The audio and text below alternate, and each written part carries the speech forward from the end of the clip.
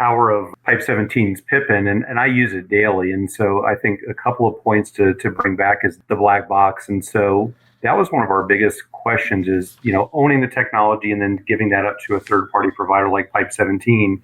We felt that we were going to be the recipient of the black box there. But the reality is that the way that Pipe 17 is developed their platform, they give you access to events, they give you access to all the different processes and the events behind them. You can dig deeply into that.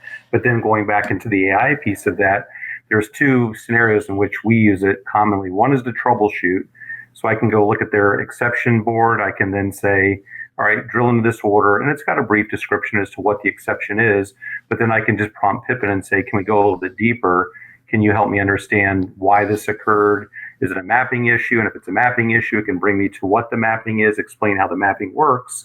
Mm-hmm. And so, again, I use that daily. So as a business user, I don't have to open up a ticket.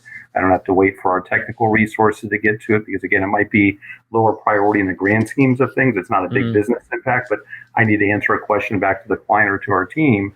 So Pippin allows me to self-service real time. So that's a significant benefit for us. And it also allows our clients to be able to do the same.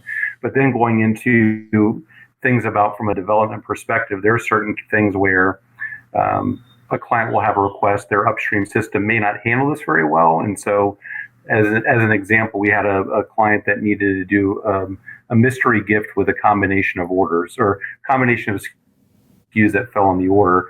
And so they had an array of SKUs that could fall within that pattern. If the customer ordered a combination of SKU 1 and SKU 3, they would be eligible to get some gift that went along with that.